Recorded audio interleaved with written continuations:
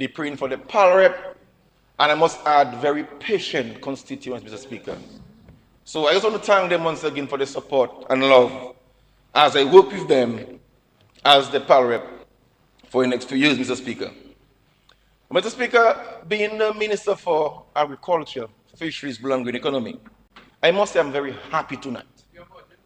Because what was presented, Mr. Speaker, we can say that's a farmer's budget. I mean, that's a farmer's budget. I mean, when it's good, say it good. I cannot be a hypocrite. That's a farmer's budget. And just leaving here yesterday afternoon and going around, I met a few farmers. I got a few calls, and they are happy. They say, Minister, I know the Labour Party always look for us, but this year, it could not have been better, Mr. Speaker. So I want to thank the Minister for that. I want to thank the Prime Minister and all the architects and my cabinet colleagues of that budget. A big thank you on behalf of the farmers of Dominica, Mr. Speaker. Mr. Speaker, but we are on a mission to transform the agricultural sector, and that is proven in what was articulated by Dr. McIntyre in the budget. So we are in transition in doing that. And that could only be possible because of the money spent and the investment made by this government in the sector since Hurricane Maria, Mr. Speaker. So far, we spent over $170 million, Mr. Speaker, post-Hurricane Maria, to inject in the sector, first for recovery, second for expansion of agriculture, Mr. Speaker. And what it did, it helped us increase our contribution to GDP. We're speaking about in 2018, after Hurricane Maria, we're about 11% contribution to GDP. Now, in 2024, 2025, we are 17%, Mr. Speaker. And I must qualify that's the highest in CARICOM, Mr. Speaker. So when people are saying what we are doing for agriculture, the stats says differently. We had 17, and our close neighbors country like St. Lucia, St. Vincent, Grenada, they are 4%, 5%, and 7% respectively, Mr. Speaker. So that is just evidence of the level of investment we have put in the sector and the impact it has been having on the sector, Mr. Speaker. Mr. Speaker, we are in most persons now, even my good friend, Honorable Charles, speaking about food security.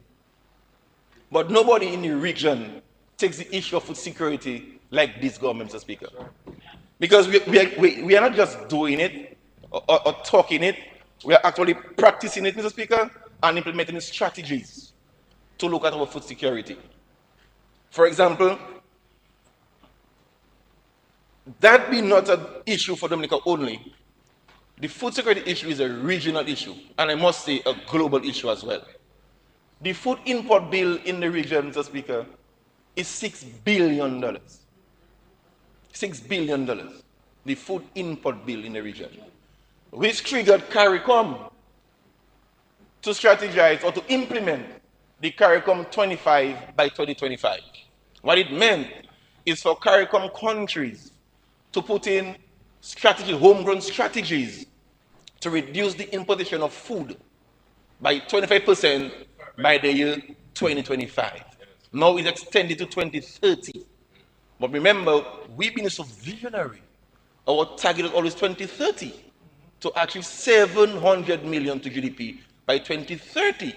So CARICOM even fall normally, Mr. Speaker, because we saw 2025 was not practical at all when it was first launched. So we are sticking to 2030. We even broke it down further. We unpacked that. And we said we are going to reduce the importation of pork and chicken by 30% by 2030, Mr. Speaker. To further do that, we have been pushing our investment in import substitution. We have a white potato program, and recently, Mr. Speaker, we're able to supply all these supermarkets, Mr. Speaker, with cherry tomatoes. So we have not been importing that for the past months, and that's supplied by only one hydroponics farmer, Mr. Vince Morgan, between Mount Mass, Mr. Speaker. So our strategies, Mr. Speaker, they are working. Mr. Speaker, it's not no news. I mean, everybody who spoke before me mentioned the issue of climate change and impact it has been having on various sectors. But agriculture is the sector that is most being impacted by climate change. We cannot grow food up out on open field like before. Dr. Mack will tell you, the member for the Valley will tell you, in Mount Prosper, they cannot grow the vegetables and the grains they were doing before open field. So we must invest in technology so we can circumvent that. However, Mr. Speaker, I just want to give you some stats of the work we have been doing. Though we are challenged by climate change and the cost of inputs, Mr. Speaker, and so many invasive pests and diseases that affect our crops, we are still able to record expansion in the sector. Because most people are saying you have to expand on local production, you have to grow what we eat. Our strategies are bearing fruits, and we are seeing increase in expansion of local production. So it's not news. I mean, so they don't lecture us because we do not already. Good advice is sound advice. We receive it. But just to say we're on track. For example, for fiscal year 2022, 2023, for dashing production, we're at 75.6 acres. The fiscal year after that, which is 23-24, we have 150.5 acres. And for last fiscal year, we had 254 acres of dashing, Mr. Speaker. That's an exponential increase in establishment for dashings. And we have about 45% of that is right in the Bells area, Mr. Speaker, of that area. So kudos to our farmers in Bells. They are doing well for dashing production. Ginger, Mr. Speaker, in 2022, 2023, we had 14 acres of ginger established. It increased by about 2 acres in 23-24. And last fiscal year, we had around 26 acres, Mr. Speaker. For sweet potatoes, for 2023-2024, we had 38.5 acres of sweet potatoes.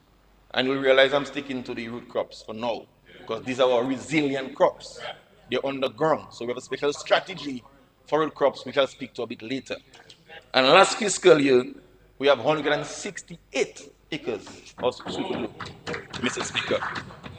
10 years, we saw increase by 50% from 24 acres to around 50 acres.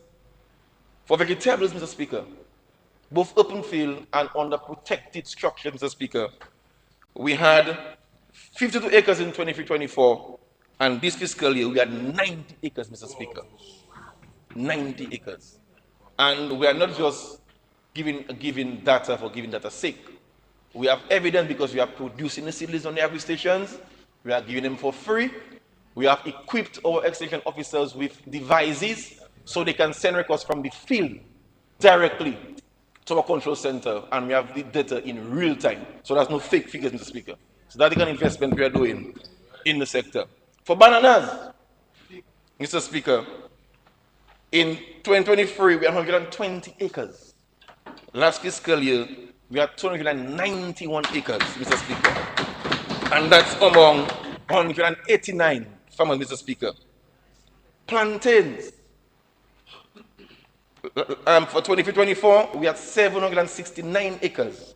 Last fiscal year, we had 840 acres among 799 farmers, Mr. Speaker. So how they saying farming dead there now? I mean, the numbers are saying differently. And this is because of the direct intervention made by the government of Dominica, the Labour Party government, Mr. Speaker. We give inputs, fertilizer, we will give them protective clothing, we give them digging spade, we give them planting material, and that is the results that we are getting. So the talk shows are saying otherwise. So that's why I deliberately unpack the figures so we can see for ourselves we are expanding and just not talking, Mr. Speaker. So, Mr. Speaker, you know we have a strategy at the ministry of 5 C's. Dr. doesn't like to say 5 C's, but I'll keep on 4 tonight because the 5th one just tickles some nerves. But I'll get to that at some point. But cocoa is a crop, Mr. Speaker, that has huge potential, especially for the agro processors. Over the past years, you know, we were struck by malaria, We had unmaintained fields by the owners. We were importing from Grenada. I mean, coming as ministers, that thing cannot continue, my brother. We can't have how much abandoned lands. I mean, farms, cocoa farms, and lands to expand. And importing cocoa beans from Grenada. No, no, no, no, no, no. And nothing wrong to import, but that was burning me. Yeah? So we went on a rapid expansion of cocoa, Mr. Speaker, from 2022 to 2024. We have rehabilitated over 200 acres and we've established over 100 new acres of cocoa, Mr. Speaker. And last fiscal year, we distributed over 17,000 plants, which was able to do 56 acres, Mr. Speaker. And that's data, that's proven data. Records at the agri stations will show that. And of course, with extension feedback. So the Excel will no longer be called on to import cocoa beans for us again. Because we have invested, and now the persons who are doing chocolate and the cocoa sticks and cocoa powder can get the cocoa beans locally, Mr. Speaker. That's what we're able to do over the years, Mr. Speaker. In terms of coconut, I think that's the most vended item in Dominica. Coconut water, cocoa, Mr. Speaker. I mean coconut water, jelly water there. I think that's the most vended commodity. Roadside vending. And what we observe, Mr. Speaker, is that the guys that are doing the coconut water, they were competing with our confectionery vendors. Because the tall varieties, the trees, the tall ones we have, that's what we saw coconut tablet, or coconut thing, and all the things that's what we're using for it. So they were competing. So now what we did now, we brought in the water nuts, around 13,000 Brazilian dwarf nuts, Mr. Speaker, so that we could establish that. So them fellows that are doing coconut water, they want to climb no tall tree again, they can kneel down and harvest, Mr. Speaker, because they are dwarf coconuts. That's how easy it is. They can kneel down and just harvest coconut, Mr. Speaker. And they are very prolific. I shared some photo with some my colleagues when they behold look at very prolific plants. So they stay very, very short. So we've done that. Actually, we have an next 10,000 on order for this fiscal year. And what we did, we established some germplasm plots in some areas where we can get seeds from, so we can expand as the years goes by, Mr. Speaker. So that again was targeted. We not just wake up and say we're going to plant coconut like mad. It's strategic interventions. Honorable Charles. Okay? So citrus now. I have a special liking for citrus because of the potential I know that industry has. I can be challenged, you can do your research. Dominica is the only country in the Caribbean that we can produce citrus as we speak. St. Vincent importing citrus fruit from Ireland. If a Jamaican say a lime on a tree now, it's Christmas. Okay, the only country in CARICOM that can produce citrus is Belize. That's where we import our body material from, and then Dominica. When I give that on citrus in the region, people say startled because they can understand what you're doing. We were struck by Cristacea virus, by the citrus greening. Coupled with that, the Hurricane Maria, so it devastated the citrus industry. We say we have an advantage here, a competitive edge in doing citrus. We have to invest in citrus. So, Mr. Speaker, outside of the facility which we are doing, which I'll get to in a while, as we speak, we have 50,000 rootstock at the 1 mile agri station, which we are grafting to distribute to farmers. So by September, we'll start rolling out citrus plants to farmers at a subsidized cost. Thank you. But we have some requirements that we're going to put in place for that. I mean, in the past, I worked in the Ministry of Agriculture, so I know sometimes farmers will come in camouflage and say they're buying citrus and smuggle that to go to Antigua and St. Martin. They take invective, they tie the root and they go with that. Then time we'll bear root citrus we're doing. So to avoid that, the extension officer have to ensure that the plots are lined, the holes are dug, the farmers are certified before we sell to them. Because if we say 50,000, we want the entire 50,000 to be in the soil. And farmers will come in, it's not a wash put and come. You have to be recommended, your planting area is suitable for the crop that we're going to do, and we'll sell to you at a subsidized cost. Because we imported from Belize, we paid quite a bit of dollars for that, and California, the boardwood that we brought in. So it came at a cost. We had to construct 2 nursery shares in at the one station just to accommodate that while we are doing the facility at Londonderry. So just to say the varieties that we're doing, we have the Washington Naval Orange, we have the Lanlit Orange, Valencia Orange, we have the Tahiti Lime, most people's favorite, we have the West Indian Lime as well, the Ruby Red Grapefruit, Tangerine, and Otanix. Okay? So, Honorable Chair, you can tell the farmers in Marigot, that's the varieties we have, and they can contact the extension officer to register, put the numbers, and we will have them served as well. Honorable Chance made mention of one of his recommendations was to do a agro processing facility. I guess he was speaking about citrus and other fruits that we can do or we can process.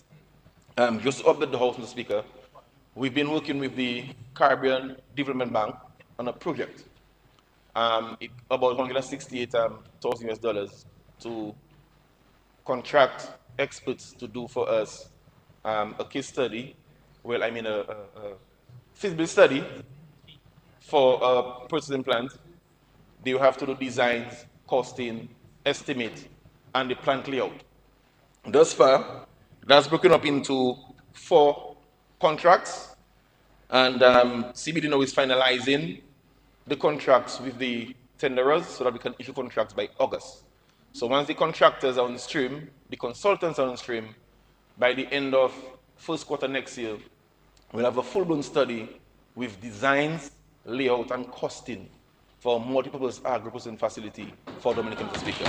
So we are working on that. I mean, Rome wasn't built in a day. We can't do everything one time. We're hoping that the private sector will have to, take it up, but even though we have to try something. And if we have it constructed, we can then engage them in a PPP so that they can have it operational. But that is something that we know we have on our radar and work has started in that light, Mr. Speaker. So we are building a $7.7 million facility at Londonderry. Why all that money? Someone may say. As I said earlier, citrus is being affected by 2 serious diseases. There is the Wang Ling, we call it the greening disease, and the Chisholm virus. It's knocking up plus. You don't have no treatment for that. You cannot spray it and cure it. Once it hits your field, it's dead. So one of the measures for that, we have to provide the farmers with clean planting material. So the facility now is to ensure that whatever we produce in the facility goes out to the field clean. Of course, you have to have your post-facility treatment to make sure it remains clean. And you spoke about research as well earlier. So just doing that program, which is highly certified, it's already the beginning of research. So I like your recommendation, but that is what we are doing when we do the facility, is research we are doing to make sure what we send out is certified planting material under controlled conditions. Biosafety is in check, everything is under control. So we are doing that, and I'm happy for your recommendation. Of course, we can expand, invite UE and other persons to assist us to see how we can do more research at the facility. But we are working on that, and we're spending $7.7 million, my brother, just for citrus in Londonderry. That's plenty money. So the farmers have to appreciate the kind of investment that we are doing to ensure that the citrus subsector remains alive and they are provided with clean planting material. So that's the message you need to bring to Marigot for me tonight. The level of investment and the reason why we are making that investment. Mr. Speaker, coffee. That's a multi-million-dollar crop. I think coffee is the most consumed beverage globally. I can stand to be corrected, but I think the last data showed that. Yes, am I right on that, right? Coffee. So for coffee, we have established a germplasm plot in Warner with 4 Arabica varieties, top-class coffee. I've been on the field in Costa Rica myself. I know the varieties, top class. So now we're waiting for it now to bear, harvest the seeds, and then we're going to produce planting material from that. So what we're doing now is waiting for the crop. As we get the crop, harvest the seeds, have them dried, prepared, and then plant coffee so we can provide coffee plants so we can provide for farmers in time to come. The other sector, we envisage that we need to expand by about 500 acres. So we'll take it by strides, by phases. Every year we'll see our numbers, but that's our intention. to provide enough coffee planting material and quality coffee material. Quality because we know what is consumed on the global market, so we must plant that variety in order for us to get the proper price and sale that we're looking for, Mr. Speaker. The final thing, Mr. Speaker, is medicinal cannabis. And before I even go further on this, I won't be long before I see people start dancing in front of me. I must commend the guys at the ministry, Dr. Kazimi, Midian Larrock, and the Trotter, the Director Ken Stevenson, and PS, of course. You know, for the work in really pushing the medicinal cannabis program forward in quick time. In quick time, Mr. Speaker. In March, Cabinet approved the National Advisory Committee, which is being headed by Dr. Daru, who is very passionate about that.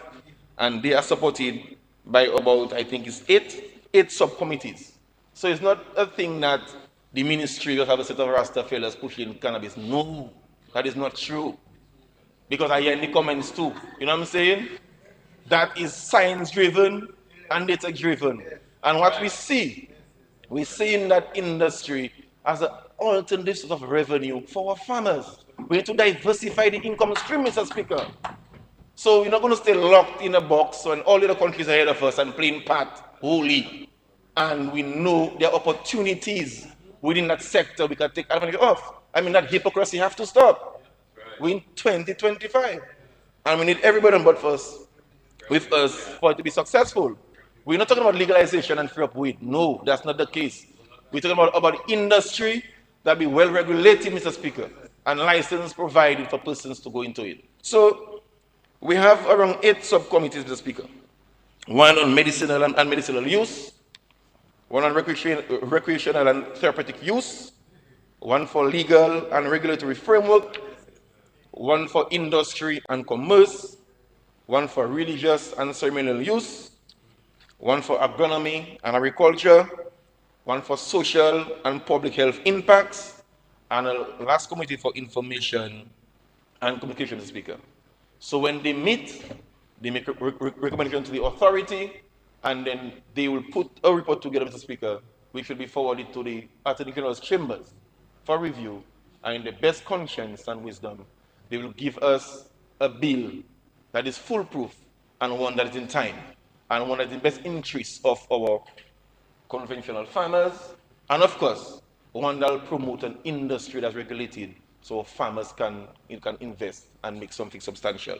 So it's not a Vicky thing. I really want to say it again. To persons who have the impression that man can just plant weed, that's not the case. It's a regulated industry from seed to the shelf, Mr. Speaker, with full traceability. For example, if you have a greenhouse in Pocassi planting your cannabis, every plant will have a code, and you can trace that plant from your greenhouse to the shelf where it's being sold. So it's not that is high science, Mr. Speaker. High science that. So I just want to just raise that there to let people know we know what we are doing, and we are advised by the best expert in the Caribbean, Dr. Michael Emmanuel, who's a Dominican, Mr. Speaker. The government, in its wisdom, has contracted him as our lead consultant and advisor to help us build a sustainable cannabis industry, and he's doing a wonderful job. He's done it in St. Vincent. He has provided advice to Malta. He's the lead researcher in cannabis in the region for UB Mona, so he knows what he's speaking about. So we are guided by that, Mr. Speaker. And we thank him for making himself available to assist us in our first, as we seek to build a sustainable cannabis industry in Dominica. Mr. Speaker, so just to expand a bit for the licensing, so far they have proposed 11 or 9 I think, 9 defined licensing categories. So that there'll be license, a special license for cultivation, there'll be one for processing, a separate license for testing, one for dispensing, a license for consumption and lodges, there'll be one for transportation, there'll be a license for research, there'll be a license for import and export, and a license for waste disposal, Mr. Speaker. So as I spoke about testing, Mr. Speaker, we are already getting inquiries from the authorities in the region, from Barbados, from Antigua, for St. Lucia for testing. Because at the Bureau standards, we have the capacity in Dominica to test the cannabis, Mr. Speaker. And it doesn't exist. In Barbados, it doesn't exist in OCS. So when we had our symposium, what we did, we invited all the authorities that exist in the region to come and share their experiences with us. So we are operating on lessons learned. Because, I mean, we are behind, they are in front. But so Barbados Authority was there, St. Lucia was there, St. Vincent, St. Kitts, and Antigua. We had professors from UWI, we had persons from Canada, we had a set of international real experts guiding us on that. About the main purpose, Mr. Speaker, for inviting them, we had OECS and ECB as well, so that they could advise us on lessons learned because they have gone down that road already. Because now we are doing it, we don't want to go and make mistakes that what they would have made. So we invited them and they were able to share with us their experiences, and that will help us develop a bill that makes sense and that is foolproof, Mr. Speaker. So I want to thank them for being there and sharing experiences with us. And I can say, Mr. Speaker, we had a very successful symposium, groundbreaking symposium. Our Rastafarian community, they were invited, they felt appreciated, and they understand what we are doing, having a regulated medicinal cannabis industry, Mr. Speaker. So I'll rest my case on cannabis. I hope I do not pinch anybody by doing that. But I'll continue. As you see, Mr. Speaker, I mix it with the other crops, because the ministry, we are treating it as a crop. Because before it go into medicinal, we have to do agronomic practices first to grow it. So it have to have a technical package, we have to know how to treat it. So it's a plant. So it's a mix of all plants. So now I'll move to vegetable seeds now, Mr. Speaker. So in expanding our vegetable production, Mr. Speaker, we always work with the Chinese mission at the One Mile Agri Station, the technical mission, headed by Dr. Son.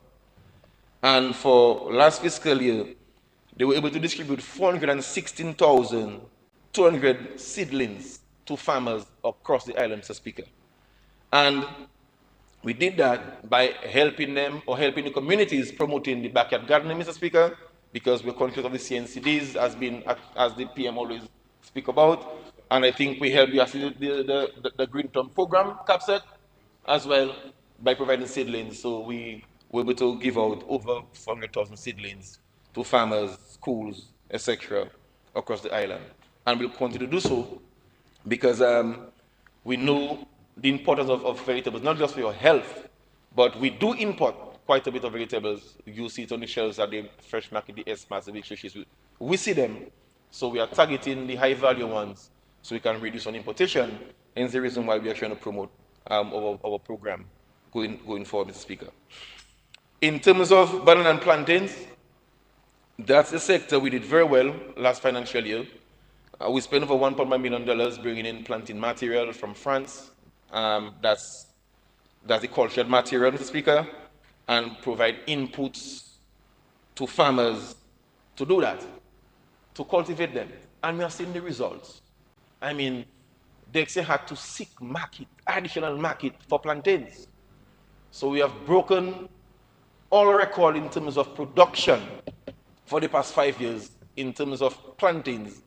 And we had to let Dexia go to the US and get some new markets to export plantains, all because of the investment we have made in plantain and banana and our deliberate thrust to expand production, Mr. Speaker. So it's working and the evidence is there. And I understand that we had a mission lately and we will get some more markets for plantains. So we'll continue planting plantains and bananas, Mr. Speaker. These are two crops that we want to know back on. So, and we'll continue expanding because we understand the livelihoods that it assists in the rural areas. Mr. Speaker, the White Potato Program, last fiscal year we were able to distribute over 1,000 bags of white potato. But I must say that's a program that we have on the review. Because most times we would receive the seeds very late. And we are not getting the output that we want. We must be true to ourselves. The ratio we would like is like 1 pound to 10 pounds. And we are seeing for the past 2 years we're getting 1 to 5, 1 to 6, somewhere there. All because of the timing that we receive it. because a crop have a particular timing for planting and harvesting. So it's under review, and we're trying to see, we at the ministry, we organize a special committee with technicians to review the program, and they will forward a proposal to me. But we're going to see how we can at least provide ourselves with planting material for our lab at Portsmouth, see if we can bring in varieties, off-season varieties from Latin America, and also see how we can secure seeds from harvest for next planting season from the elite seeds that we would have procured for planting. So we have a strategy we're working towards, but it's something that needs some massage and some technical thought. So I'm waiting a report from the technicians to see how we can have a better pipe season, at least this year coming there, because the challenges we are faced, we need to address them. And for me, 1 to 5 is not what we're looking for. 1 to 8, 1 to 10 is that's the kind of mark we're looking for. So we must visit it, and we're doing some work in that, Mr. Speaker. Mr. Speaker, so I mentioned silviculture a while ago, just to say, last year, we spent a year, last financial year, finalizing the protocols for some key commodities, because it's not just opening lab and start doing mass production. Every crop have a particular protocol it must follow to do mass propagation. So Trevor Douglas and the team at the lab, they would have to make sure the solvents are correct, the media is okay, do the testing around them, see how they're producing, see how they're keeping up and all that. So we did that, and we were successful in doing that for bananas, plantain, pineapples, sweet potatoes, white potatoes, sweet cassava, vanilla, and dasheen, Mr. Speaker.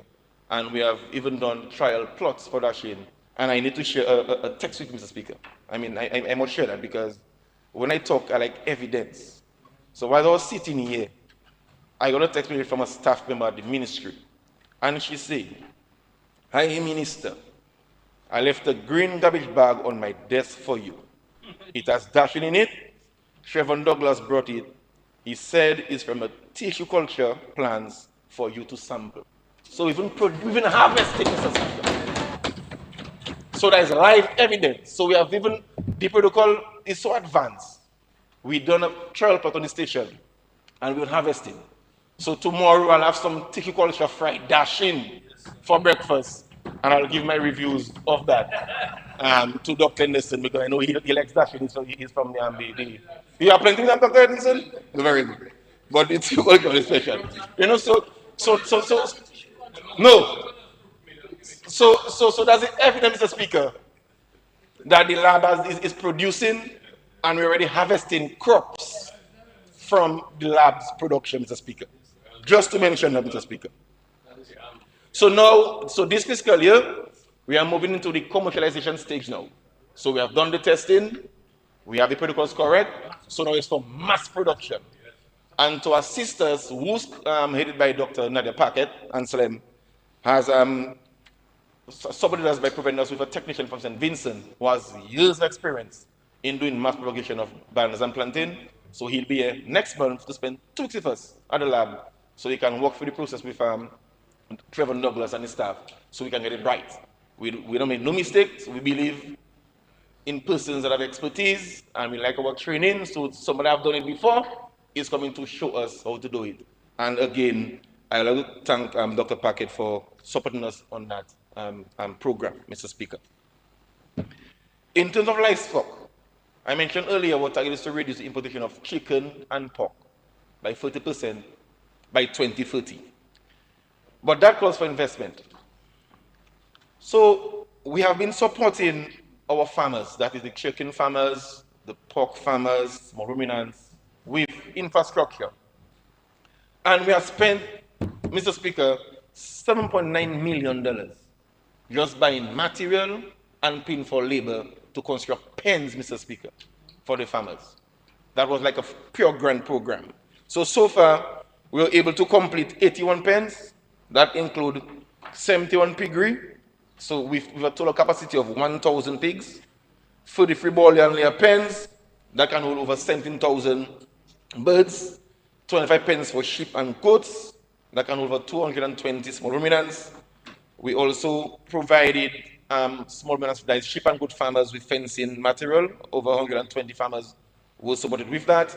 And of course, we are still in building rabbit pens, and we assisted our beekeepers, 15 beekeepers with beehive, Mr. Speaker.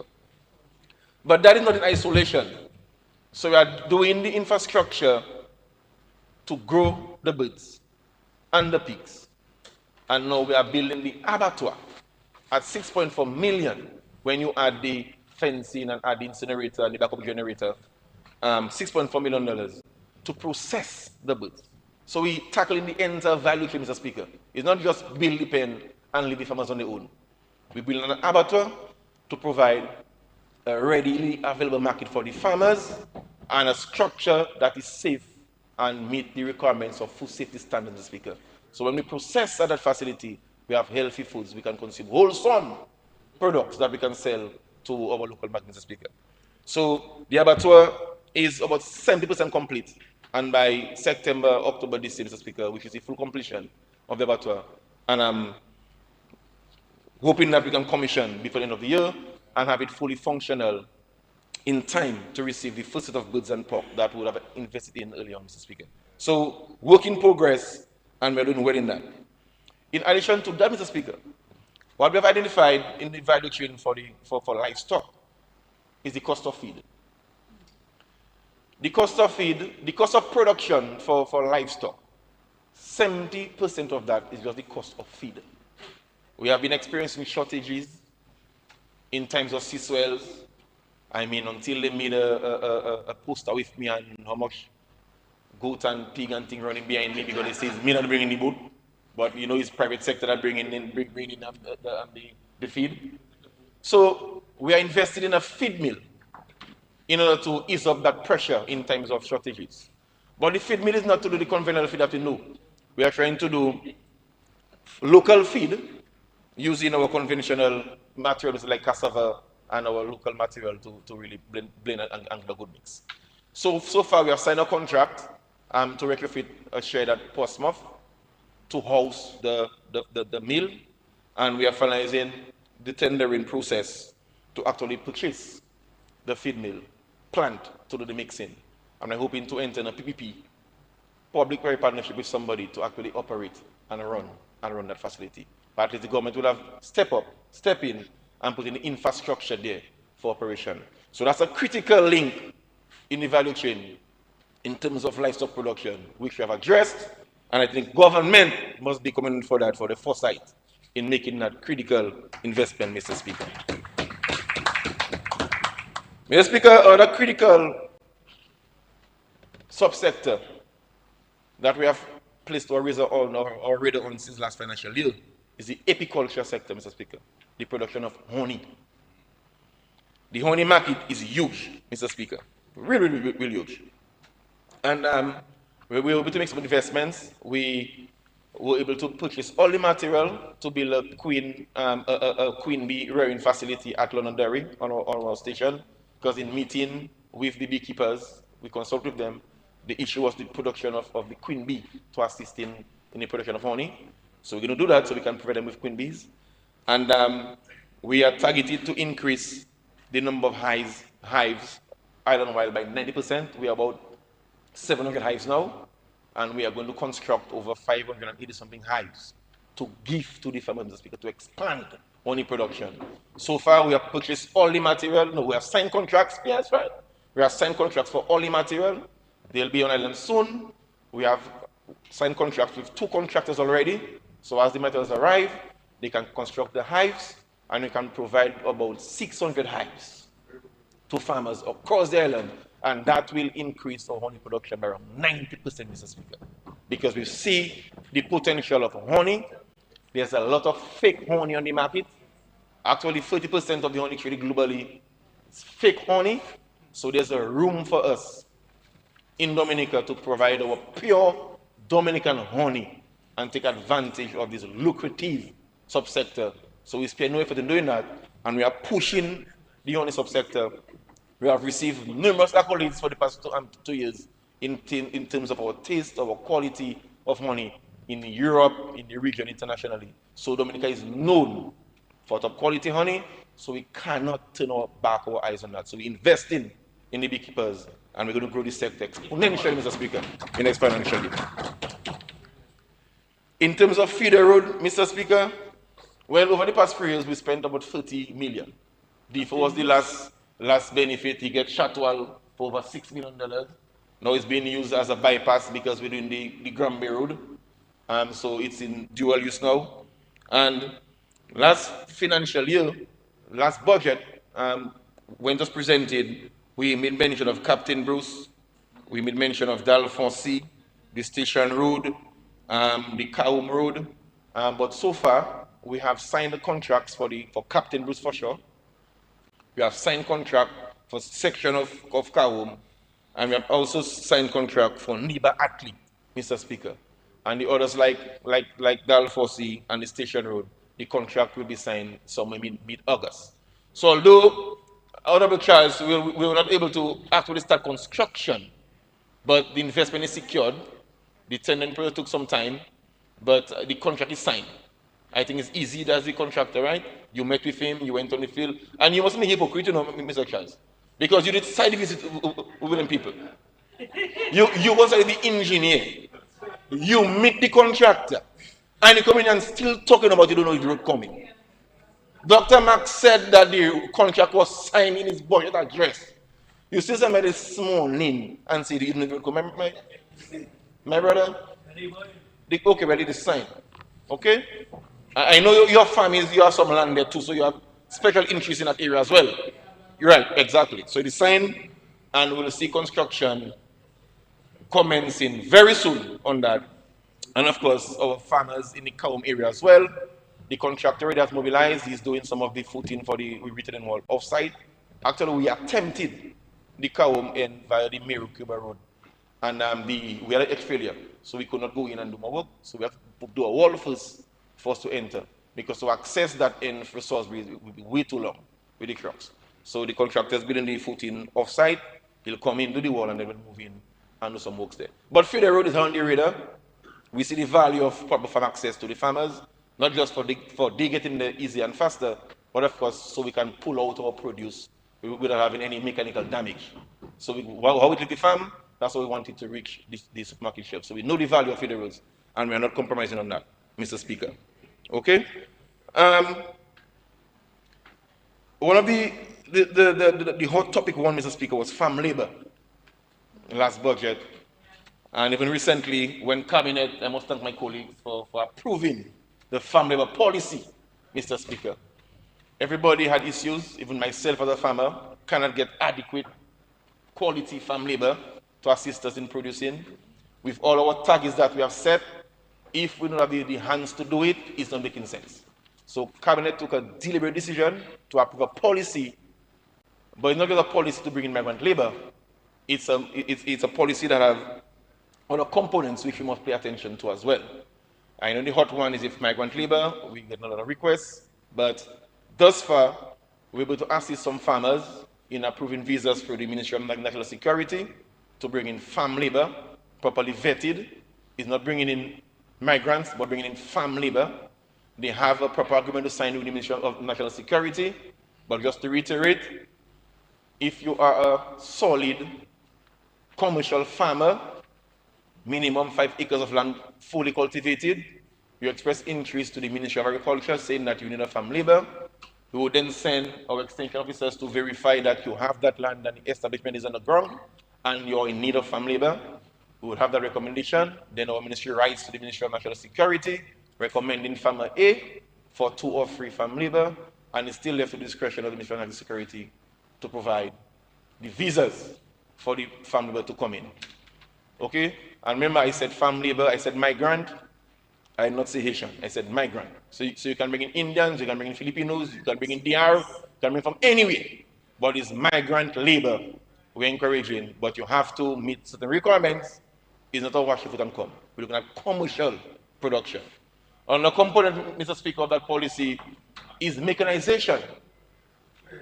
So that is where, Mr. Speaker, I want to really thank the government of the People's Republic of China, Mr. Speaker, for providing us with 10 mini tractors, 2 large tractors, and 20 rototillers, Mr. Speaker, to assist us in meeting the needs of the farmers. So mechanization was one of the pillars of our strategy. And we have gotten the equipment. We are going to reestablish our agricultural engineering unit. We will manage them. to ensure that they are deployed properly, deployed for the persons who really need them, and not to just a friend, to ensure that they are maintained, not just when they're broken, but prevent the maintenance so they can last, and to make sure they're recorded and they last us for a while. So we will, Mr. Esprit, Jean Esprit, Nicholas Esprit, sorry, is the person who have identified since last financial year to head this unit, and then we'll staff that unit to make sure we provide our farmers with the use of the machines for land preparation. We know in cultivation, land preparation is the component that takes most time and most money. So if you can assist the farmers for a little price just to pay your gas to get it to them, that will help us a lot, and that will reduce the need for labor. In addition to that, we're also blessed to receive an excavator, which we'll use to do our maintenance of the roads. Mr. Henderson asked for it for move already. I told him yes, it's fine. Yeah, but yes, it will go to the maintenance of our farm access road, make sure the greens are cleared, and spread the tariff road and compact, make sure everything is under control. So again, we want to thank our friends from the People's Republic of China for that gift, costing over $1.1 million, Mr. Speaker. Thank you very much, Ambassador Chu. So, Mr. Speaker, as I move on, Mr. Speaker, to this financial year, I'm so excited for the incentive package Dr. McIntyre blessed us with at the ministry, the rebate program. And this afternoon, for some reason, myself and Honorable Defoe, we're going to have lunch. And on the radio, on a particular radio station, I heard a particular gentleman, and I'm certain that gentleman was one of the architects of Honorable Charles' response to the budget. And I can recall, as I know before, but as the Honorable Charles said, thanks for the incentive package, you like the rebate, it is a good thing. But the same person who I think assisted Charles in putting his presentation together is saying there's no incentive for agriculture in the budget. I say, after all, man, why people lying here like that? I'm certain that they assisted on my Charles, I'm certain. I'm not calling him, I can't even my brother.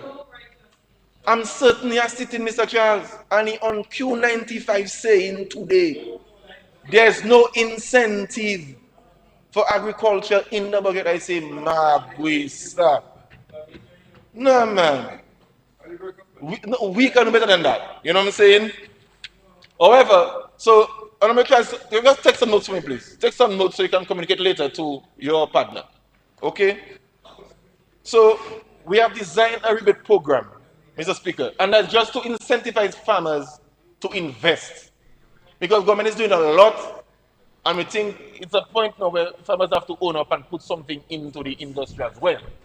We have those who are doing it and want to encourage more. And as I want that, Mr. Speaker, I want to commend the public officers who are farmers. We have a lot of policemen, firemen, teachers, persons working in different government departments that are serious commercial farmers. And they're the ones going to the bank, taking the loan, and investing. Honorable, 10 more minutes. Okay, Mr. Speaker. Just 10 more. Speaker, I move that the Honorable Roland Ray be given additional 10 minutes. Second. Mr. Speaker. Yes, it has been moved and seconded that the Honorable Roy be given an additional 10 minutes. Those in favor? Aye. Those against? Honorable Roy, you are given an additional 10 minutes. Thank you, Mr. Speaker. I really appreciate that. So we have a rebate program, as Dr. Mac presented. So persons who are interested in doing 5,000 birds minimum broilers for housing, infrastructure, and even stock and feed, you can get back 40% of that cost, but a maximum of 20,000, Mr. Speaker. For a person doing greenhouses, those that are protected, fully enclosed, to include hydroponics, you can get back 50% of the cost to a maximum of $20,000.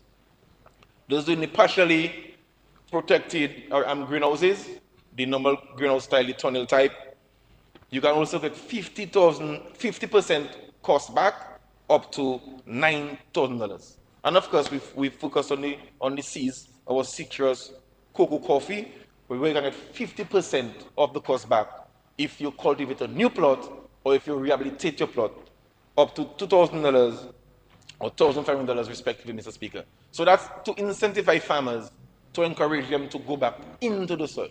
You have abandoned plots, let's rehabilitate. You increase in planting coffee, cocoa, citrus, we can give you back half of the cost if you have it planted. So I mean, Mr. Speaker, it cannot get better than that, Mr. Speaker. Not many countries offer that to their farmers.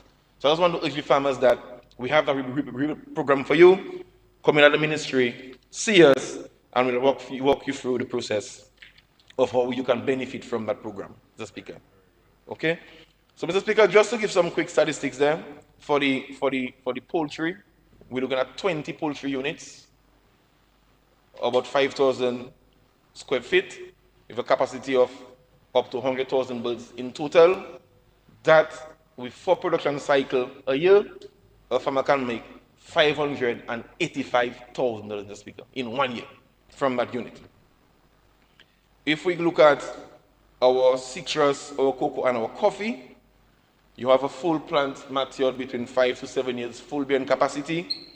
For the citrus, you can make over 15 million pounds, which will generate approximately $22.7 million, Mr. Speaker. That's for the total acreage that we want to establish. And similar for the cocoa, you can make up to 4.2 million for the targeted acreage, and for the coffee as well, Mr. Speaker.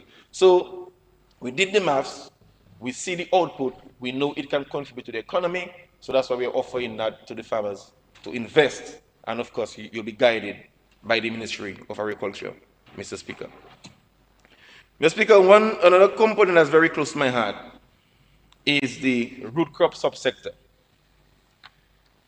Over the years, we have been challenged, Mr. Speaker, in really expanding the root crops as we would like, particularly the white yams, because of the yam rust that we have.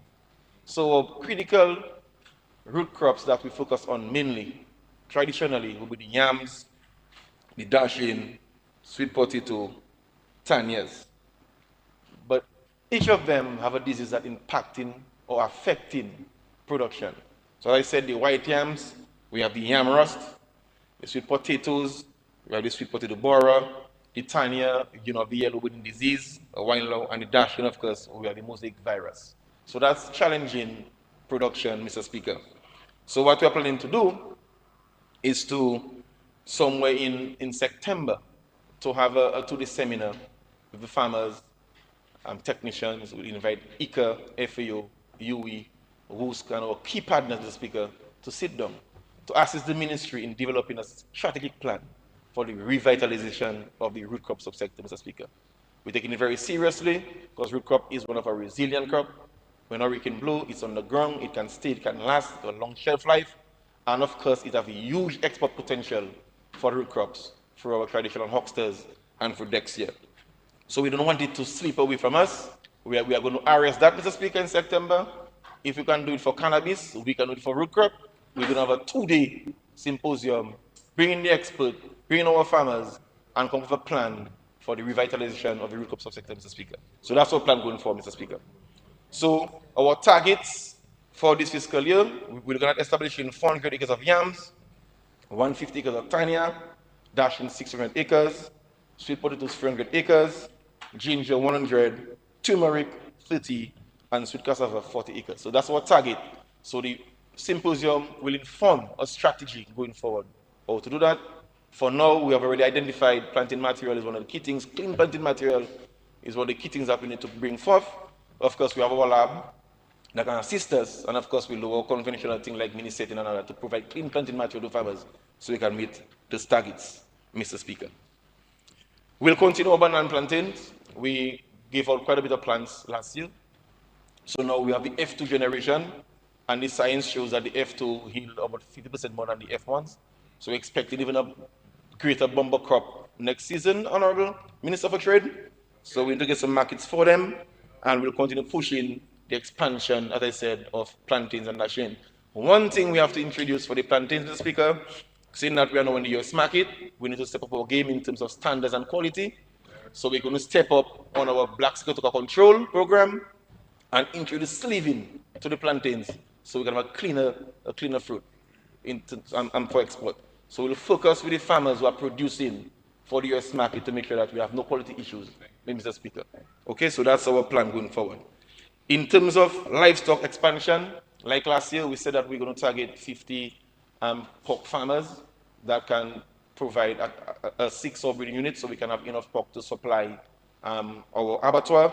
And it is forecasted that with that setup, we can have at least around 100,000, 945,000 pounds of meat per year for that, which will significantly put a dent into our importation of pork, Mr. Speaker. And we'll continue to invest in apiculture, and I mentioned earlier, to build the pens and build the hives, to distribute to our farmers. In terms of feeder road, Mr. Speaker, we'll do some work on the Mopo feeder road in Gambia. We'll continue doing some work there. And of course, the Bok feeder road in Portsmouth, Mr. Speaker, which fall within the boundaries of my constituency, an area where we have a lot of farmers who do high-end or high-value vegetable crops. In that, even onions, they produce on that length of road. So the area that we need gives our attention. The road is deplorable, and we're looking to see how fast we can do that intervention to make it easier for farmers to access. Another one, Mr. Speaker, that's very close to my heart. It looks like everything is close to my heart tonight. But this one is the agro insurance, Mr. Speaker. Agriculture insurance. Yeah. And I'll like to quote, Mr. Speaker, from page 13 of the Budget Address, Mr. Speaker. Permit me to quote the Minister for Finance. And I quote, additionally, considering the current vulnerability of our agricultural sector to natural disasters, a crop insurance scheme will be implemented to protect farmers from catastrophic loss. The scheme will prioritize vulnerable commodities such as plantains, bananas, and other high-risk crops in the first instance. This initiative would include joint contribution from farmers and government. Mr. Speaker, I think that is very progressive, Mr. Speaker. It's very progressive. And I want to thank the Honorable Prime Minister for ensuring it made it to the budget, Mr. Speaker. I want to thank him for that. I mean, agri insurance is nothing new to us. In terms of bananas, we have green crop. That's what sustained the banana subsector, Mr. Speaker. In Grenada, last year, April, they invested $500,000, Mr. Speaker. Last year, April. Last year, July, they got struck by burial. COPEF, who is based right here, paid them off $3.9 million within 15 days, Mr. Speaker. In Jamaica recently, Jamaica got paid off by Grace Kennedy for similar issues in claiming on them through a park metric scheme, Mr. Speaker. So why not Dominica? We are the most vulnerable because of our location in the island chain. We cannot wait when we are struck to go and look for monies to help farmers. We need to be proactive. We need to be forward-looking. Let's ensure, and we have something we can go to when we are struck to compensate within record time. That is resilience, Mr. Speaker. How fast you bounce back. And I want to say thank you to the Ministry of Finance and the PM again for putting this there. Currently, I'm the chair of the Agri-Insurance Subcommittee for the OECS Agricultural Ministers. We saw St. Lucia sign off with Lynch Insurance 2 weeks ago. Grenada is with COPEF, and the other islands are coming through. So it's our turn now. I'm looking forward to seeing that come to fruition in terms of payment by first quarter of next year, before the next hurricane season, Mr. Speaker. Mr. Speaker, the 1 minute. Okay. 20 past already? Jesus Christ. Yes, it is 8:48. Okay. You started at 7:48. 7:38. Sorry. So the first thing I got passed. Oh, no, the first 10 minutes. Sorry, apologies. You have an additional 10 minutes now. All right. Sorry. I'm good. Yes, after all, man. Yeah, you see, your presentation is interesting. So I'm deep Yes, in yes. the So it's running fast. presentation. Yes, yes, yes. Right. Yeah, you have So 10 so plus 1. so I was saying, Mr. Speaker, having said all that, it is evident that, Mr. Speaker, that the transformation of the sector, Mr. Speaker, is no longer a vision. It is a reality in motion, Mr. Speaker. So we're not doing that now. It is happening in real time. So if you summarize what we did at the ministry, we look at the entire value chain, Mr. Speaker. We identify the gaps and we put systems and measures in place to address those gaps, Mr. Speaker. So we have ramped up the production, Mr. Speaker, of tree crops and other planting material, as I've mentioned, making them available to farmers. We have identified key commodities to invest in, Mr. Speaker, to expand our production base. We have modernized our practices through investment in new technology, Mr. Speaker, which I mentioned. We have also identified arable lands, as Honorable Joseph mentioned, to encourage persons to farm, young farmers in particular. We have created better access to farms by investing in feeder roads, Mr. Speaker. We have linked production to market through Dexia, Mr. Speaker, which I mentioned it as well. We are investing in critical supporting infrastructure to ensure production is supported, Mr. Speaker. We have also welcomed critical other industries within the sector, Mr. Speaker. I would mention what, but it's clear to know. So farmers can have some other alternative source of income, Mr. Speaker. And we continue to build resilience by securing our investment through an insurance scheme, Mr. Speaker. So we have locked the entire chain from farm to market to make sure that we have a resilient and sustainable agricultural sector, Mr. Speaker. So I want to thank Mr. Speaker, my Permanent Secretary, of course, Mr. Anselm, and the staff of the ministry, my colleague, Honorable Defoe and Honorable Joseph at the ministry, our partners, you cannot not mention them, the People's Republic of China, the government of Cuba, ICA, FAO, WUSC, CARDI, DEXIA, and the World Bank, Mr. Speaker, for all the partnership during the last fiscal year, for having us come through with such a remarkable and impressive report card to report to the people of Dominica, Mr. Speaker. And just before I move quickly to my constituents, Mr. Speaker, I would like to link what we are doing or just endorse quickly the investments that have been made in tourism. Because I believe every dollar spent in tourism, based on studies done by the World Bank and by ICA and Carbon Tourism Organization, at least 30 to 50 cents is added to the income of a farmer, Mr. Speaker. So I endorse fully every investment made in tourism because more tourists come, more mouths to feed, more food to plant. So we welcome an investment made in tourism, Mr. Speaker. So as I move to my constituency, Mr. Speaker, because remember, I'm a rep first before being a minister, so I must touch them before I leave tonight. I want to thank them again, Mr. Speaker, for their love, their praise, and their support for the past 2.5 years I've been the parliament for court, Mr. Speaker. I love working with them, very patient, understanding people, and they have me in their praise, and I thank them for the support. We were able to complete the restaurant at Canapac for the Ministry of Tourism. I'm hopeful that Minister will have a commissioning very soon of the restaurant Canapac. I'm working with the Forestry Division. My colleague, Honorable Frederick, will assist us in doing some maintenance, assign a staff there to assist with the trail maintenance so we can upkeep the park. The Clifton Back Road is complete. Thank you, Honorable Minister. That's an investment of over $1.1 million, and we had to widen the scope because we had to replace all the pipelines because they were all corroded. So I thank DOASCO for assisting us. They spent close to $100,000 just repairing the new lines at Clifton. It's complete now, and we'll have a commissioning of that back road pretty soon, Minister. We did a small project in Kokoye, where we did the widening of the road at Kokoye. A road that could only take one vehicle at a time. We did some widening now, 2 vehicles can pass there comfortably. On of playing field, we did a whole rehab of the field and the facility. Through Kudme, I want to thank all the constituents who came out every Sunday to repair the facility and to manicure the field, build the concrete wicket, fix the washroom facilities.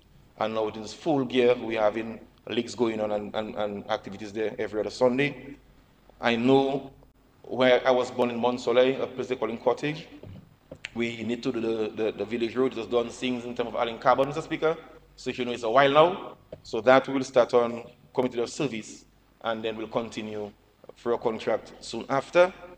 Our young guys at Tukari on our mariculture program, they are doing the CMOS cultivation right in Tukari Bay. They have stepped up and now they are doing the drying and packaging and labeling of the CMOS and it's on the shelves for sale. I want to comment on that and they know they have my support in doing that. As I'm in Tukari, Mr. Speaker, I want to remind the House that the poker run is on the 24th of this month. So don't forget, mark your calendars, be Tukari first on the 24th of August for Poker Run, the third edition of Poker Run at Tukari, which is the 24th of August. And we'll commence the rehabilitation of our jet in Tukari to accommodate that. We just did some works on the Allen Lane in Savannah, Mr. Speaker. That's one of the roads that the Sampai community was really asking for. We are doing 3 phases. We did phase 1, it's completed, and we are looking to continue phase 2 pretty soon. And I was happy that we could have these 10 young guys fully engaged on the road during the period of construction. And as I said, we are seeing how quickly we can get some more resources to continue that. The Cabris Marina, me and Phil share it. It falls within my boundary, but it's in Portsmouth itself. We are happy for the construction of the marina. We are happy for the employment that it has created. I'm seeing young men who would normally sit on the block every day and now engaged at the marina, Mr. Speaker, and working and can make some money to assist them with their livelihoods and support their families. So we're happy for that, and of course we're looking for the completion of the marina to create more full-time jobs going forward, Mr. Speaker. I want to shout my friends at the Cotton Hill expansion project. They have been asking for the water expansion. We are here, that's above the Attorney General's home. They really need that. And we have the proposal in, and this financially for sure, we are looking to have this project implemented. I got the blessings from the Honorable Pima already on that, so just to secure the resources so we can commence that. For housing, we've done 1 or 2 interventions, but directly through the PM's office. I want to thank him personally for that. And I know the Minister for Housing promised me that this financial year, they will throw their eyes on Cottage. And she has even further promised that she will visit herself to come and see some of our friends that will need some housing repairs. So I'm looking forward to that. I know the person will come, but the minister will come. But they'll come Cottage and see what's happening so we can at least assist our patient constituents who have been waiting for a while for some housing assistance in the constituency. So I'm making a special plea on their behalf for that, and I'm happy for the promises that was made, and I'm fully confident that we'll get our fair share this financial year. So, Mr. Speaker, with these few words, I would like again, I would like to lend my support, my fullest support to this budget, which I have no doubt will transform the lives of Dominicans. Thank you very much, Mr. Speaker.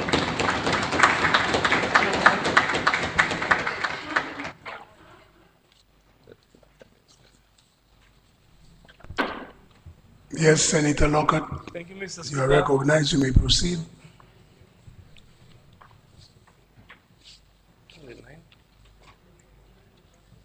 Mr. Speaker, I see the night is still young. And colleagues have had their 7 p.m. coffee. So you can give me the free will to speak for an hour and a half. Free will. Mr. Speaker, I rise to give my contribution to the 2025-2026 budget, which was confidently presented by the Minister of Finance to the Honorable House. Let me say that I support this budget without any reservation. Mr. Speaker, over the weekend, I took the opportunity to scroll through social media, and I read some news,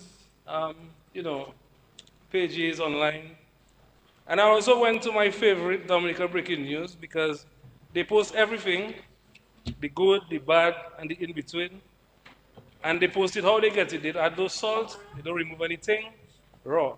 So I read through the comments, and I read through some posts, and there was nothing, seriously, you know, no serious criticisms about the budget. They had a few questions here and there, and questions which I think were salient enough, and I think that we can address while we promote the budget. So, with all that, I draw the conclusion that the vast majority of Dominicans are in support with the contents of this budget, and we must commend the government for that. This $1.2 billion budget was strategically developed in alignment with the Labour Party's ongoing mandate. A mandate set in motion after rescuing Dominica from a disastrous state which was left by the United Workers' Party administration, Mr. Speaker. Mr. Speaker, it represents our consistent efforts towards our national mission to grow and expand the economy, to create opportunities for everyone in this country. We are enhancing the country's infrastructure, we're positively impacting the quality of lives of all Dominicans, and decisively positioning our country on a path to sustainable economic viability. The Labour Party's first mission upon assuming office was to engage in what we call a rescue mission. Mr. Speaker, and some may ask, but what rescue mission? And it's important to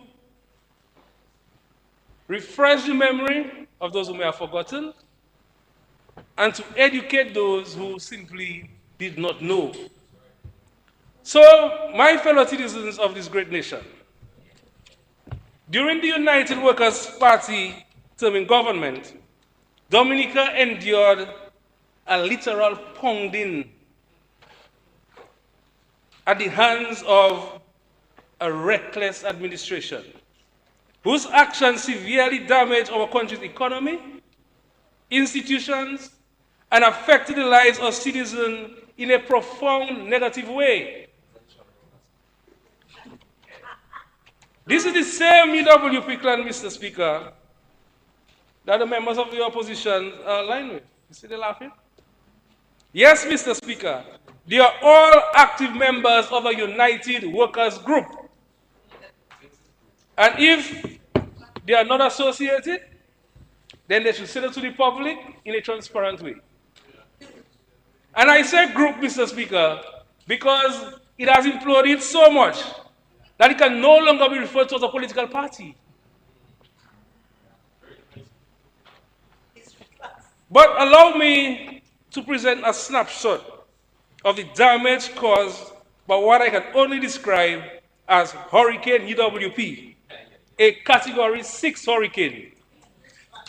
During the period in question, Dominica had a significant poverty problem with huge number of households, and the vast majority of the population was classified as poor. Poor. Indigence, a fancy term to mean extreme poverty, affected a large percentage of households. Poverty was prevalent in every community. Every community. 9 out of 10 indigenous persons were either poor and again indigent. The level of poverty in Dominica was the highest in the Eastern Caribbean. The highest in the Eastern Caribbean. The country faced very high overall unemployment rates, the highest ever witnessed in this country, and with women experiencing even a higher rate. At the time, Dominica lacked any significant social safety nets. There was no strong social programs, such as old age pensions, unemployment benefits, or health care.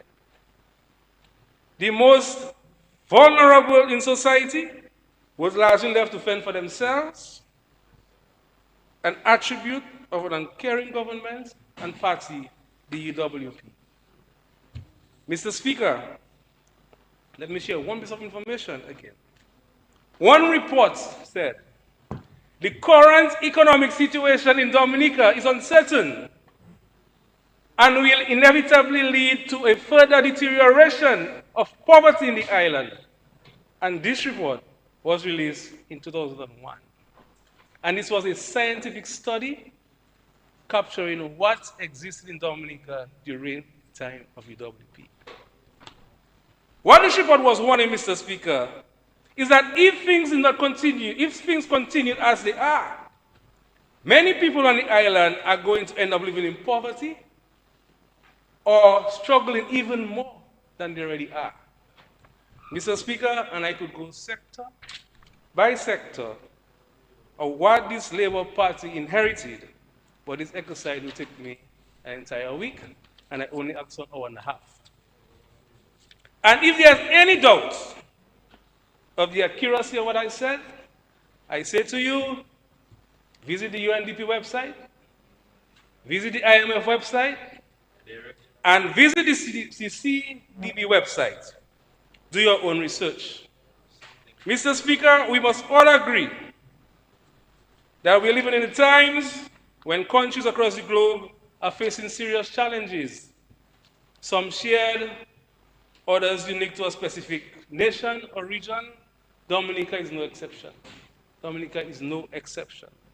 Global realities such as inflation, armed conflicts, and the impact of climate change continue to affect countries and disrupt the daily lives of their citizens. We must understand that we operate in a global environment where policy decisions by world superpowers have frightening, long-lasting, and sometimes catastrophic impacts on small developing states like ours. With both global and domestic realities in mind, this budget was carefully crafted to ensure the continued implementation of national development projects while giving equal attention to the welfare and well-being of our people. I'm excited about the contents of this budget, and I'm even more pleased for the opportunities that it captures for the Castle people, the people of the Castle constituency, who I must admonish at this time, do not sleep on yourselves. Yes, do not sleep on yourselves. Step forward and seize the opportunities. And I say with all honesty and a deep sense of concern, because too many of you have become too far laid back, allowing good and positive opportunities to just pass you by. And it's about, oh, all you man and them people, and you just, give us some, be there, we're ready to help. Remember, time waits for no man. And when the government makes these opportunities available, you must take them seriously. You must come forward and take full advantage of these opportunities. Mr. Speaker, this government has become synonymous with the provision of safe and resilient housing for the people of Dominica. We have demonstrated time and time again through both policy and actions that housing is not a privilege for a few, but a right for all.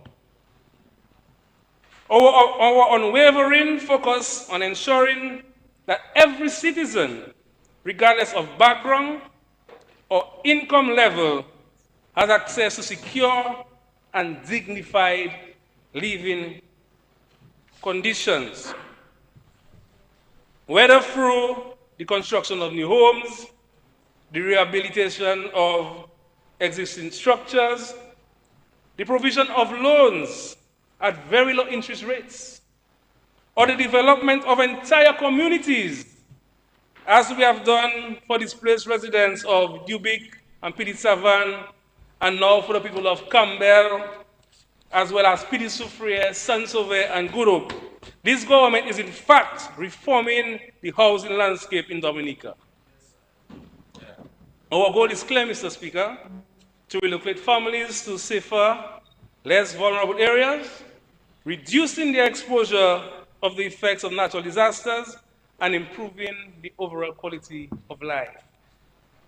And now, with the introduction of a new initiative proposed in this year's budget, the Opportunity Knocks 2% housing program, another significant new door has opened. And Mr. Speaker, I like that name. OK2HP, Gen Z language. This $10 million initiative will no doubt allow more Dominicans to build their homes, their own homes, creating warm, secure, and comfortable spaces for their families. Mr. Speaker, this will be an asset that belongs to them. And let us not forget that this is at the lowest rates this country has seen, 2%. And Mr. Speaker, it's only this Labour Party that's taken housing to across the country, widespread housing. Because before, building a house in Dominica was both a financial and psychological burden.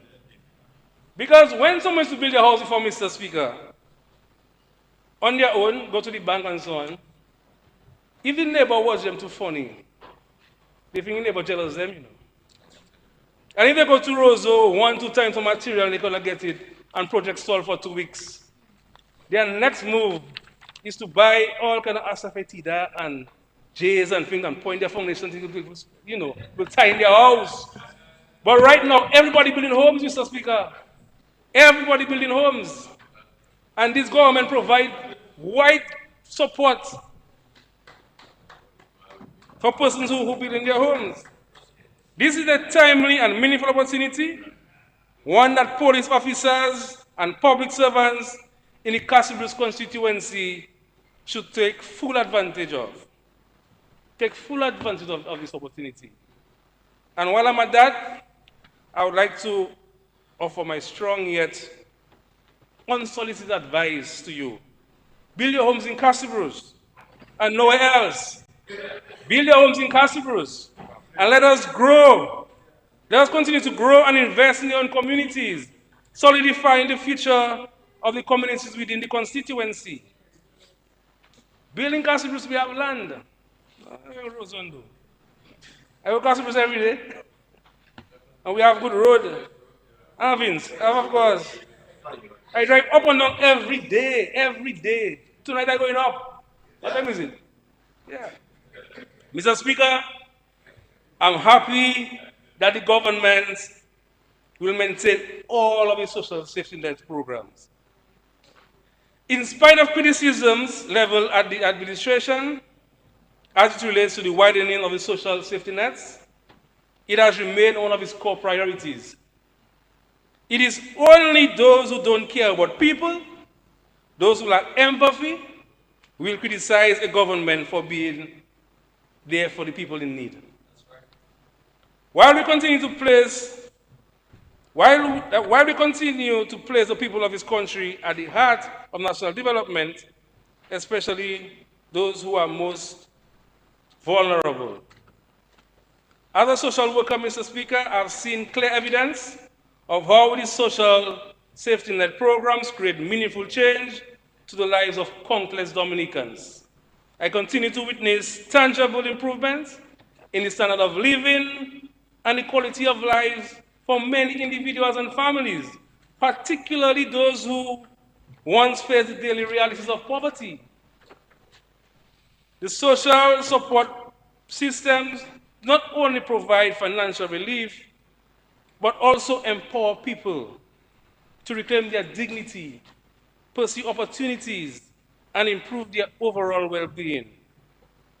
That is what progress looks like when every citizen, regardless of their circumstances, has a fair chance to a better life. We'll continue to support the upward progress of all Dominicans and firmly reject, Mr. Speaker, this widely held misconception that social programs create dependency. Because there's a wealth of evidence demonstrating that when social support systems are properly designed and implemented with empowerment at their core, they effectively reduce poverty and improve long-term outcomes for individuals and families, and that is what we are doing. Our goal of a government is not to foster dependence, but to ensure that every Dominican has the tools and support that they need to live with dignity, contribute meaningfully to society, and break the cycle of poverty for good. Because when an elderly person who has worked their entire lives and reaches the age of retirement without a pension or social security, they have effectively lost their independence. Without a stable income, they are left with few choices. Rely on their children, if those children are financially capable to help, or depend on the kindness of strangers.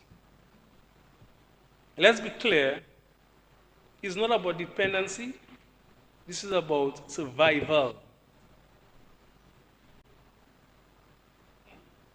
It is unjust to label someone in this situation as dependent, when in truth, they are trying to meet the most basic human needs.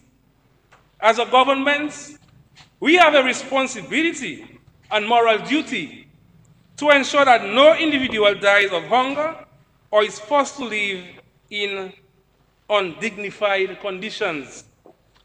Similarly, Mr. Speaker, consider the case of a mother of 6 children who received no support whatsoever from the father. For her, the welfare system she receives is not a luxury. This is the means by which she's able to feed her children. The free textbooks, uniforms, and school transportation are what make it possible for children to attend school and have a fair chance for a better future. This is what the Labour Party government is doing. Mr. Speaker, what we have done and continue to do is implement a responsible and dynamic approach to social support. As families begin to move from one socio-economic bracket to the next, whether due to children becoming older and parents getting meaningful employment, we gradually reduce and in some cases withdrawn certain benefits. This is a deliberate and measured strategy. It ensures that resources are directed to those who need it the most, while encouraging upward mobility and self-reliance when circumstances improve. Our social programs, they are not static. They are designed to respond to the evolving needs of individuals and families, supporting them when necessary and empowering them always. Mr. Speaker, the cost of living continues to be a real and pressing challenge for many, not just here in Dominica, but across the globe. It is clearly not only a Dominica issue. In fact, during the most recent US election, an event which I believe was closely followed by every Dominican, we saw that inflation and the rising cost of living were among the most prevailing issues on the campaign trail.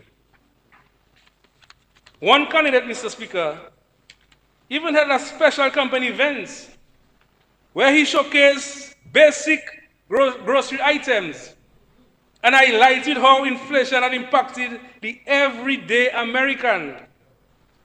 At one point, eggs were being compared to as gold because people simply couldn't afford to buy eggs in the US. To put things into perspective, Mr. Speaker, egg prices in the US remain 27% higher than it were in 2024. Eggs.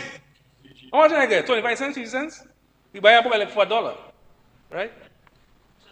Cereal, Mr. Speaker, in the US rose by 24%. Cookies, biscuit, 28%. Bread rose by 25%. Milk, as high as 59% in some states. And the list goes on. In some US states, the total increase in household food bills reached as high as 51%. Mr. Speaker, and we're feeling it here, because why? We get less barrels in Dominica, right? We get less barrels. For your family to make a barrel for you now in the US, they have to come up with 1,000 US, that's 2,700 EC. So it's now easier for them to send you 200 US by MoneyGram than to send you a barrel. Mr. Speaker, during Christmas time, when man used to go and collect barrel from customs, vehicles used to park under the cliff, Vehicles under the cliff. Port used to stay open on Saturdays and Sundays. When last we drove up to Castro's Mills and saw a barrel in a van? People don't get barrel anymore. Because the cost of living is affecting everybody across the globe. And in the US as well. Don't ask for a barrel, I don't want a second barrel. I don't mean that. Mr. Speaker, the global crisis in food and living costs continue to contribute to the challenges we experience here at home. And we must be fair and honest enough to admit that these challenges is not a result of the action of the government. In fact, this government has taken decisive and proactive steps to reduce the burden on our citizens in the past. We have removed custom duties and value-added tax on a wide range of essential goods, measures specifically intended to ease the cost of living for every Dominican. And in this current budget, we have gone even further. The list of items, exempted items, has been created to include more necessities because we recognize the urgency of this matter. And the expectation is clear.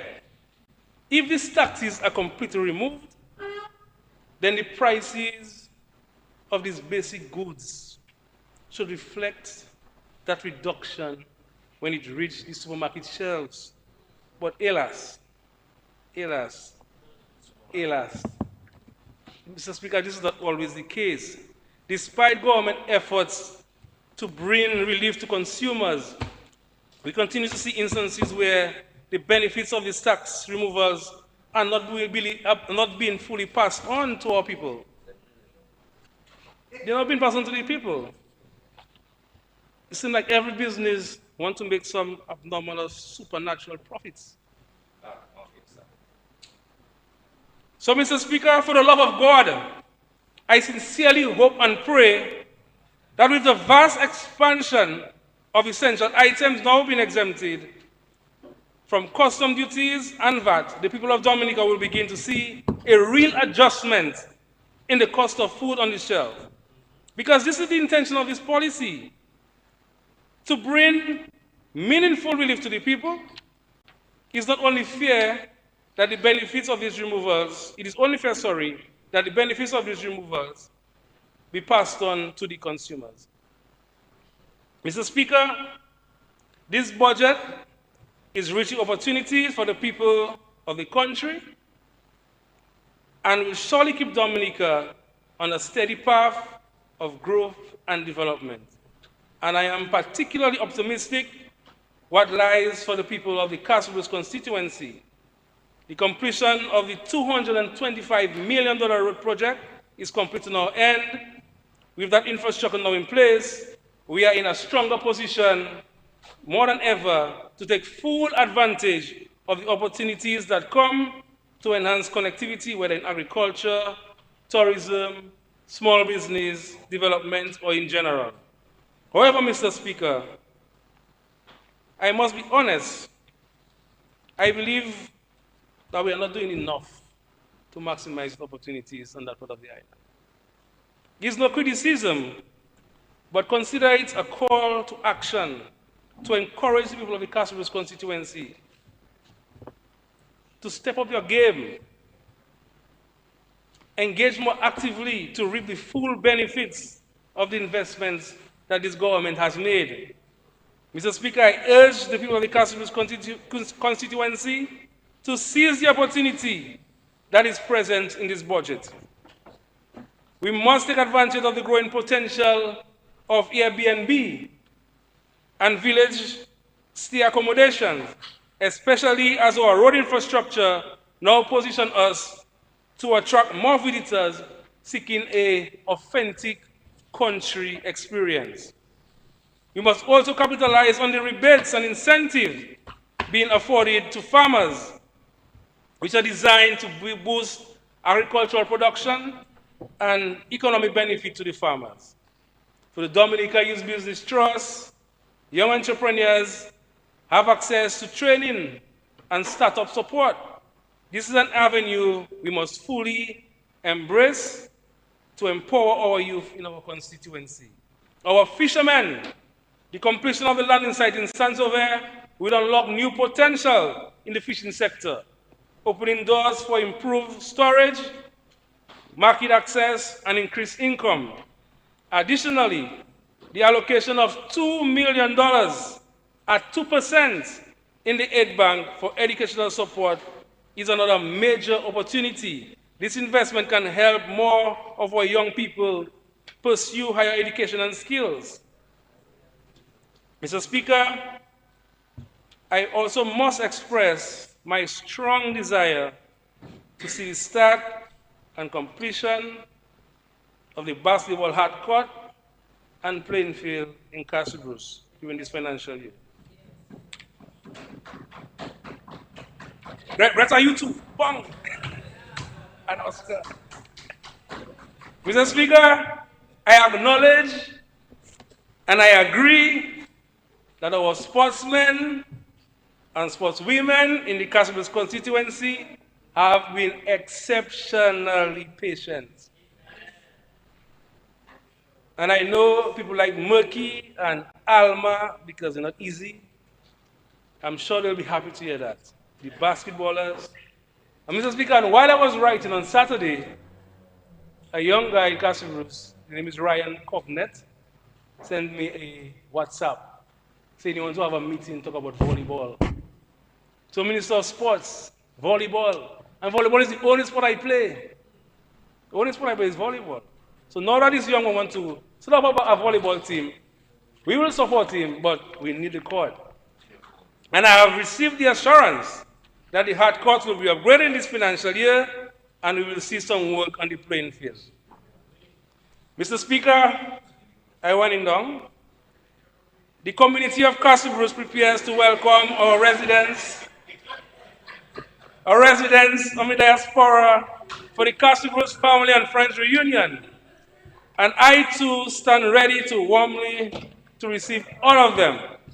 The reunion is scheduled to run from August 10th to 17th. It is a homecoming, time to reconnect and celebrate as a community. And for those sorry who are returning home, to recommit themselves for the continued advancement of the village. I take the opportunity to thank the government of Dominica for its full and unwavering support for making this activity possible. I especially thank Prime Minister Roosevelt Skerrit for always standing with the Castlebrooks people. The government financial contribution towards preparing the community and supporting the slate of social activities mean a great deal to us, and it has not gone unnoticed. On a more personal note, I wish to thank all the government ministers, Mr. Speaker, all of them that I call from time to time, for support for people, the permanent secretaries, and the public servants, whom I sometimes call and visit on behalf of the Castle's people. Your support, 1 minute. I'm good. Your support does not only benefit individual constituents, but also strengthens the efforts of our parliamentary representative, the Honorable Octavia Alfred. As Minister of Education and parliamentary representative, Honorable Alfred carries a significant load. In that regard, I continue to play my part to support her efforts and, by extension, the work of the government in advancing the lives of the loving and wonderful people of the constituents. In conclusion, Mr. Speaker, this 2025-2026 budget is a clear and thoughtful investment in the lives, dreams, and future of the Dominican people. It shows that your government is listening, responding, and acting with purpose to uplift citizens, cushion the pressures of global realities, and create new paths of opportunity and growth. I am really encouraged by what this budget means for the people of the Castle Blues constituency. From infrastructure to agriculture, from education to youth development, from social protection to community life, this budget touches lives. A budget which focuses on the growth sectors of the economy, that focuses on job creation and empowerment. As I continue to support the efforts of the parliamentary representative and this government, I reaffirm my commitment to working even harder to ensure that the policies, programs, and projects of this budget are not only implemented, but truly felt by the people on the ground. Let us take the next step together for the good of our people, with a greater sense of determination 15 seconds. and love of country, as we all strive to build a strong and more resilient Dominica. Thank you, Mr. Speaker.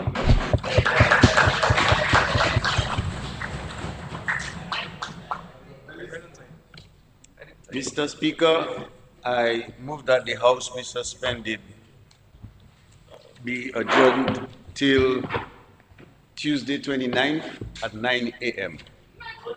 in view of the fact that most of us will be attending the official funeral of Mr. Jerry Ed at 2 p.m.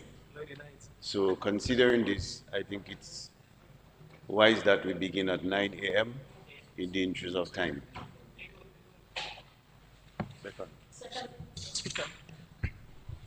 It has been moved and seconded that the House be suspended, adjourned to 9 a.m. Tuesday, 29 July 2025. Those in favor? Those against? The ayes have it. House stands adjourned until 9 a.m. Tuesday, 29th July 2025.